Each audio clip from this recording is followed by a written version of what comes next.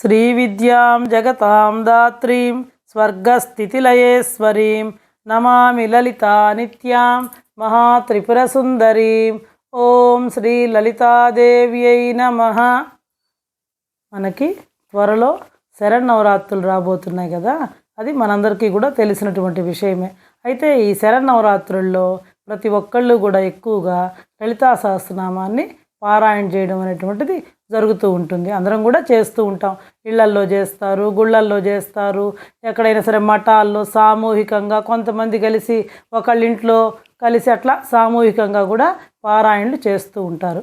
నేను కూడా కొన్ని చోట్ల చేశారండి, ఇంత ముందర చేసేదాన్ని. అయితే ఈ లలితా సహస్రనామ పారాయణ అందరూ చేస్తూ ఉంటారు, కానీ దాంట్లో ప్రధానంగా కొన్ని తప్పులు అంటే ఎక్కడ మనం ఇంత ముందరే చెప్పాను నేను, ఎక్కడ దీర్ఘం పెట్టాలో అక్కడ పెట్టరు, ఎక్కడ మహాప్రాణం ఒత్తులు పలకాలో అక్కడ పలకరు. పద విభజన ఏంటంటే ఒక శృతి కోసం, ఒక రితం కోసం అంటే ఆ దీర్ఘాలు తీసేస్తూ ఉంటారు. అంటే దీర్ఘం పెట్టకూడని చోట దీర్ఘం పెట్టడము, పెట్టాల్సిన చోట పెట్టకపోవడము, ఎక్కడ పద విభజన చేయాలి. అది 16 అక్షరాల మంత్రం అండి. అవి మహిమాన్వితమైనటువంటి మంత్రాలు అవి, ఆ శ్లోకాలన్నీ కూడా.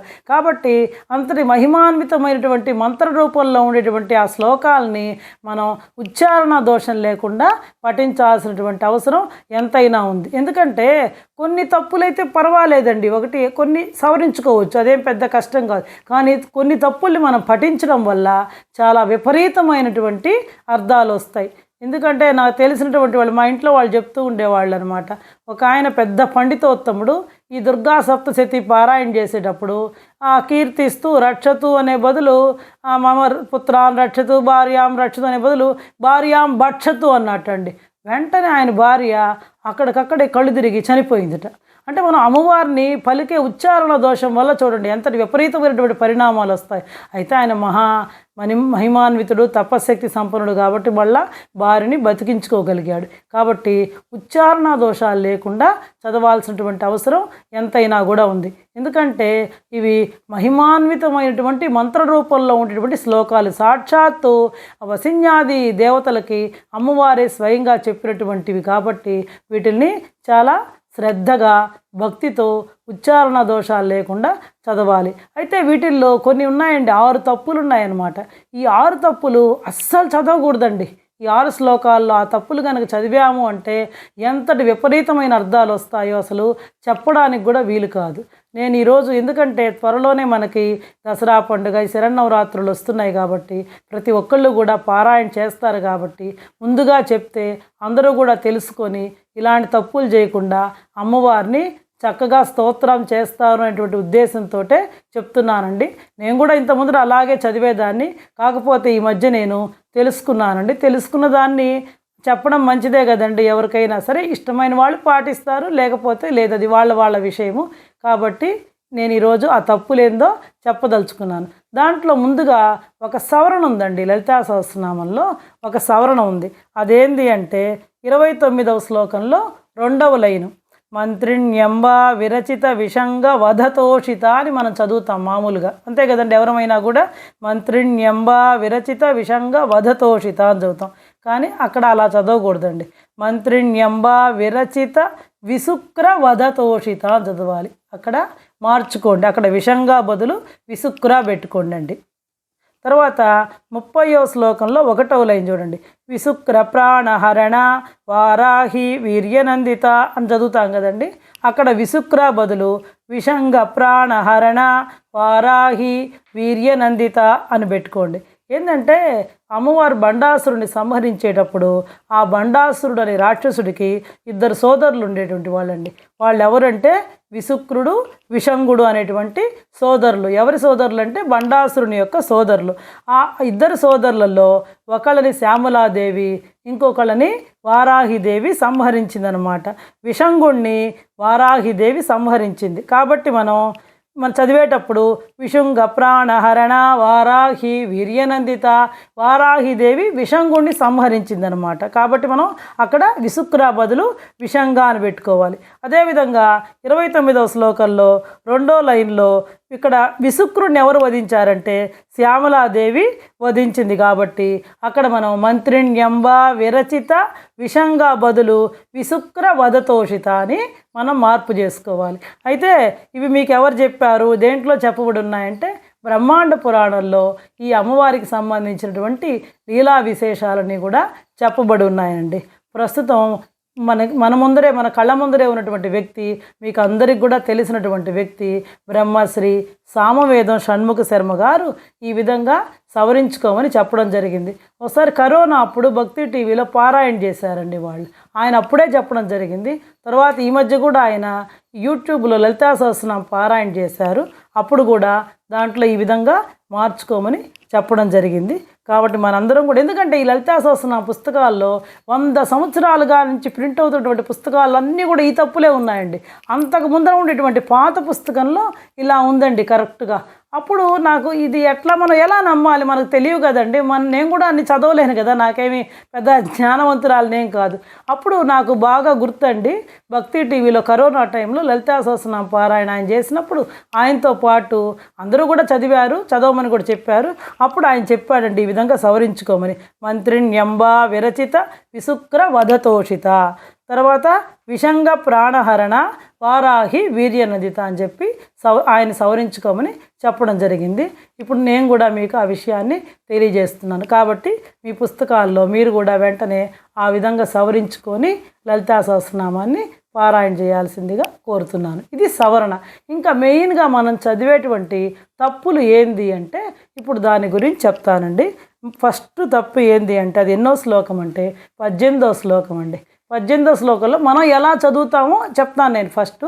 తర్వాత ఎలా చదవాలనేది, ఎలా చదవకూడదో కూడా చెప్తారండి. మనం ఎక్కువగా ఎలా చదువుతుంటాం, 18వ శ్లోకం గూఢగుల్ప కూర్మ పృష్ట జైష్ణు ప్రపదాన్విత అని చదువుతాం, అంతే కదండి. గూఢగుల్ప కూర్మ పృష్ట దీర్ఘం పెట్టేసి అక్కడ ఆపి జైష్ణు ప్రపదాన్విత అని చదువుతాం. కానీ అలా చదవకూడదండి. ఎలా చదవాలి అంటే గూఢగుల్ప దగ్గర కామా పెట్టుకోండి, అక్కడ ఆపాలి. గూఢగుల్ప కూర్మ పృష్ట జైష్ణు ప్రపదాన్విత, పృష్టాన్ని దీర్ఘం రాకూడదు, పృష్ట అంటే ఒకటేగా చదవాలి ఆ ఓడంతా కూడా. గూఢగుల్ప ఆపేసి కామా పెట్టుకొని కూర్మ పృష్ట జైష్ణు ప్రపదాన్విత అనేది ఒకే పదం అండి. అలా చదవాలన్నమాట. అలా చదవకుండా మనం దీర్ఘం పెట్టి గూఢగుల్ప కూర్మ పృష్ట కనుక దగ్గర ఆపి చదివినట్లయితే విపరీతమైనటువంటి అర్థం వస్తుంది. అసలు ఈ నామానికి అర్థం ఏంది అంటే అమ్మవారి యొక్క పాదాలు, ఈ వేళ్ళ ఇది పక్కన ఉంటాయి కదండి, పాదం ఉంటుంది కదా మన పాదము, అవి ఎలా పోల్చారు అంటే తాబేలు ఉంటుంది కదా, ఆ తాబేటి యొక్క డిప్పని మించిపోయింది అమ్మవారి పాదం ఎత్తు అనమాట.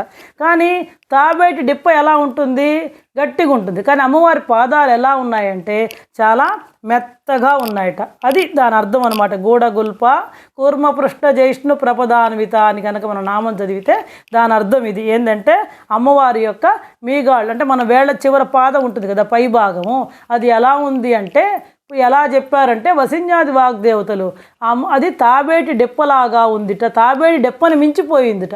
కానీ తాబేటి డెప్ప గట్టిగా ఉంది, కానీ అమ్మవారి పాదాలు ఎలా ఉన్నాయంటే మెత్తగా ఉన్నాయి అని దాని అర్థం. అలా కాకుండా మనం మామూలుగా చదువుతుంటామే గూఢగుల్ప కూర్మ పృష్ట జైష్ణు ప్రపదాన్విత అని కనుక చదివినట్లయితే దాని అర్థం ఏమొస్తుందంటే అమ్మవారి యొక్క వీపుని తాబేటి డిప్పతో పోల్చేటువంటి అర్థం వస్తుంది. చూడండి, అమ్మవారి మీగాళ్ళు అంటే పాదాలు, అది ఆ అర్థం ఎక్కడా, ఈ అర్థం ఎక్కడా, చూడండి ఎంతటి తేడా వస్తుందో.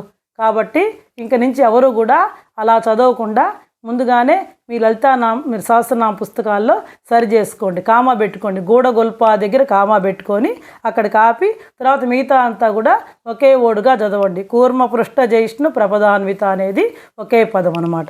ఇంకా తర్వాత మనం ఎక్కువగా జరిగేటువంటి రెండవ తప్పు ఏంటంటే 34వ శ్లోకం. 34వ శ్లోకం మనం ఎలా చదువుతామంటే సాధారణంగా హర నేత్రాగ్ని సందగ్ధ కామ సంజీవ నౌషధి అని చదువుతాం. అలా కూడా చదవకూడదు. సందగ్ధ దగ్గర ఆపకూడదు, దీర్ఘం పెట్టకూడదు. అది మొత్తం 16 అక్షరాల మంత్రము. ఒకటేగా మొత్తం చదవాలి, ఆపకూడదు. ఎలా చదవాలి అంటే హర నేత్రాగ్ని సందగ్ధ కామ సంజీవన్ ఔషధి అనేటువంటిది 16 అక్షరాల మంత్రం. అది మొత్తం ఒకటేగా చదవాలి, అంతేగాని విడదీసి దీర్ఘాలు పెట్టి ఆపి చదవకూడదు.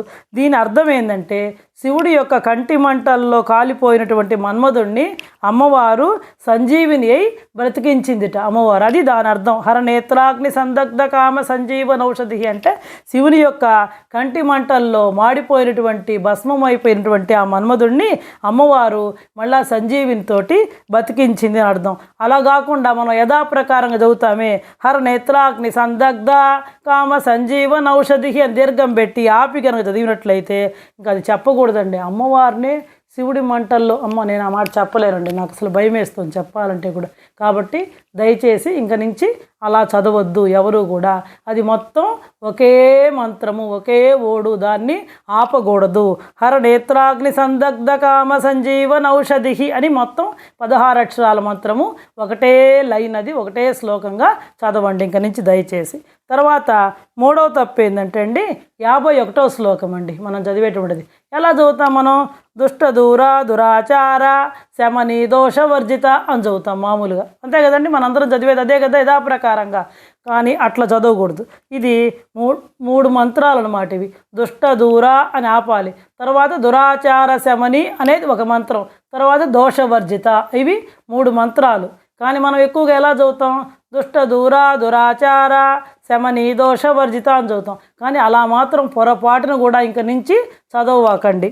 ఎందుకంటే ఎలా చదవాలి అంటే దుష్ట దూర దురాచార శమని దోషవర్జిత ఇలా గనక చదివినట్లయితే ఈ శ్లోకం యొక్క అర్థం ఏంటంటే అమ్మవారు మన యొక్క దురాచారాలన్నింటినీ కూడా శమింపజేసేటువంటి తల్లి అని చెప్పి అర్థం వస్తుంది. అలా కాకుండా మనం దుష్ట దూర దురాచారాన్ని కామబెట్టి ఆపేసి శమని దోషవర్జిత అని చేస్తే అమ్మవారికి మనం దోషాన్ని అంటగట్టినట్టుగా, అమ్మవారిని తిడుతున్నట్టుగా అర్థం వస్తుందండి. కాబట్టి దయచేసి పొరపాటును కూడా అలా చదవకండి, శృతి కోసమో రితం కోసమో అని చెప్పేసి.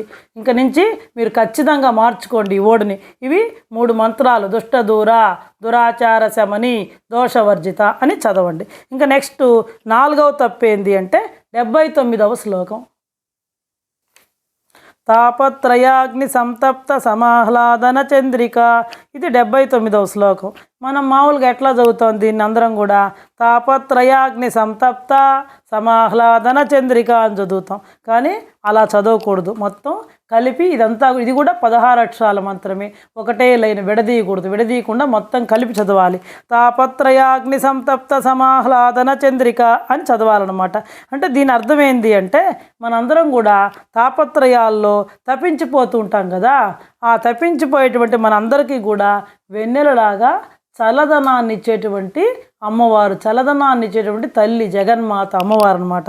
అది దీని అర్థం. తాపత్రయాలంటే ఏంది?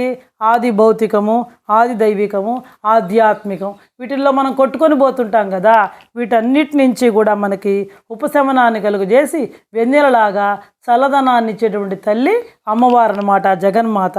అలా కాకుండా మనం సంతప్తాన్ని కనుక దీర్ఘం పెట్టి చదివితే అమ్మవారు తప్పించిపోతుంది అని చెప్పి అని అర్థం వస్తుంది. కాబట్టి అలా విడదీయకుండా మొత్తం ఒకటే లైన్గా చదవండి. ఇది కూడా 16 అక్షరాల మహిమాన్వితమైనటువంటి మంత్రం, మొత్తం ఒకటేగా చదవాలి. అక్కడ ఆపకూడదు, దీర్ఘాలు పెట్టకూడదు, విడదీయకూడదు. ఇంకా నెక్స్ట్ వచ్చి 159వ శ్లోకం అనమాట. మనం కూడా దీన్ని ఎలా చదువుతాం? జన్మ మృత్యు జరాతప్త జన విశ్రాంతి దాయిని అని చదువుతాం. ఇది కూడా అలా చదవకూడదు, మొత్తం కలిపి ఒకటే పదంగానే చదవాలి. ఇది కూడా 16 అక్షరాల మంత్రము. జన్మ మృత్యు జరాతప్త జన విశ్రాంతి దాయిని అని మొత్తం కలిపి చదవాలన్నమాట. అంటే తప్త జనులు అనేటువంటిది ఒకే పదం అన్నమాట. దీని అర్థం ఏంటి అంటే పుట్టుక, మరణము, వార్ధక్యము ఇలాంటి వాటిల్లో మనందరం కొట్టుకుపోతుంటాం కదా అండి. మన మానవులం కదా మనందరం కూడా. చావు, పుట్టుక, వార్ధక్యం వీటన్నిటిలో కొట్టుకుపోతుంటాం కదా. కాబట్టి వాటన్నిటి నుంచి కూడా మనల్ని బయటపడేసి మోక్షాన్ని ఇచ్చేటువంటి తల్లి అమ్మవారు, ఆ జగన్మాత అని చెప్పి మనం అమ్మవారిని ప్రార్థించినట్టు అవుతుంది. అలా కాకుండా జరా తప్త అని గనక దీర్ఘం పెట్టి గనక చదివినట్లయితే అమ్మవారు ఈ జనన మరణ వార్ధక్యాల్లో కొట్టుకుపోతుంది అని చెప్పి అర్థం వస్తుంది. కాబట్టి దయచేసి అలా విడదీసి ఎక్కడ పడితే అక్కడ కామాలు పెట్టి అలా చదవద్దు. ఇది కూడా మొత్తం ఒకటే శ్లోకం ఒకటేగానే చదవాలి. ఇంకా చివరగా 164వ శ్లోకం అండి. ఇది కూడా మనం ఎలా చదువుతామంటే సంసార పంక నిర్మగ్న సముద్ధరణ పండిత అని చదువుతాం. ఇది కూడా అలా చదవకూడదు. ఇది కూడా ఎలా చదవాలి అంటే మొత్తం ఒకే లైన్లో ఇది కూడా 16 అక్షరాల మంత్రము. సంసార పంక నిర్మగ్న సముద్ధరణ పండిత అని మొత్తం కలిపి చదవాలి. ఆపి చదవకూడదు, దీర్ఘం పెట్టకూడదు. అంటే దీని అర్థం ఏంది అంటే సంసారం అనేటువంటి బురదలో కూరుకుపోయినటువంటి మనందరినీ కూడా ఎవరైతే ఈ సంసార బురదలో కూరుకోబోయి ఉంటారో వాళ్ళందరినీ కూడా ఉద్ధరించేటువంటి తల్లి ఆ లలితా పరమేశ్వరి, ఆ జగన్మాత అని దీని యొక్క అర్థం.